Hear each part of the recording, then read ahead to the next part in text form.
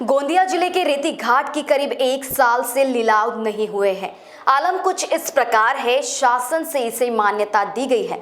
मात्र मई माह के 2024 तक महलगांव, घाट कुरोड़ा, किनी जैसे सिर्फ और सिर्फ इन तीनों घाटों को छोड़कर बाकी सब अवैध चल रहे हैं। चौंकाने वाली जानकारी सामने आई है कि कुछ राजनेता व आला अधिकारियों के आशीर्वाद से यह अवैध रेती घाट पर व्यापार चल रहा है। दिन भर नाबालिग बच्चे ट्रैक्टर के माध्यम से यहाँ अवैध रेती घाट पर व्यापार करते हैं और रेती चोरी करते हैं। ट्रैफिक विभाग के नाम के नीचे यह सब काम चल रहा है। इनके नाम इस प्रकार हैं: डांगोरी, कटंगटोला, चांदोरी, बिरोली, धापेवाड़ा, कामथा, कोलेवाड़ा, मानेकासा व अन्य सारे घाट है। क्या आला अधिकारी चुनाव का बहाना बनाए बिना इन पर कार्यवाही करेंगे या फिर देखना है रेती चोरों को कितना बढ़ावा देंगे? आखिर राजस्व विभाग घाटों का लिलाव क्यों नहीं करता, यह सवाल अब उत्पन्न हो रहा है।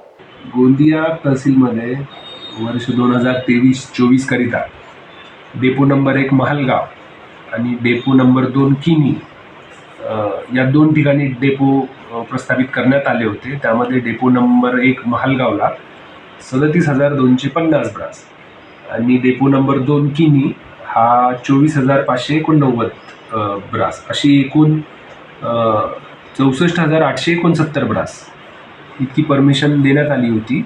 आणि त्यापैकी महलगाव डेपोमधून 37,250 ब्रास आणि किनीमधून 24,589 अशी एकूण 61,840 ब्रास इतक्या रेतीची उचल करण्यात आली आहे।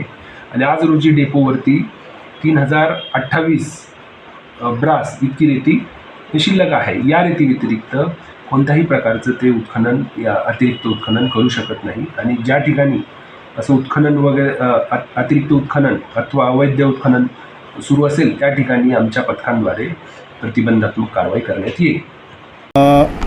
गोंदिया जिल्ह्यातील या म्हणजे शासनाने असा निर्णय घेतला आहे की 3 वर्षाकरिता पर्यावरण अनुमती प्राप्त करून 3 वर्षाकरिता डेपोची निविदा करावी। त्या अनुषंगाने आम्ही पावसाळ्यानंतर सर्वेक्षण करून 3 वर्ष डेपो कार्यान्वित होईल या अनुषंगाने आम्ही सर्व प्रक्रिया केली आणि जी जाहिरात होती ती काढली। आम्ही 8/3/2024ला ॲड टाकली आणि ते टेंडर जे आहे रेती डेपोचे ते 9 डेपोंकरिता ओपन करणार होतो आणि ते टेंडर 15/3/2024 रोजी ओपन करण्याचे होते।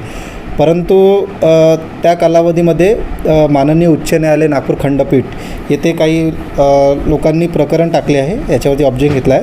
तर त्यामुळे माननीय उच्च न्यायालय नागपूर खंडपीठ यांनी अंतरिम आदेश दिले आहे की पुढील निर्णय होण्यापर्यंत तुम्ही अंतिम प्रक्रिया करू नये। त्यामुळे ते डेपो कार्यवाही झाले नाही सद्यस्थितीत। सध्याच्या घरी मग आपल्याकडून किंवा जे डेपो त्यानं दिलं आहे रेती उत्खनन बंद आहे की? हां सध्या जे डेपो गेले ना त्याचा अर्थ डेपो बंद आहे।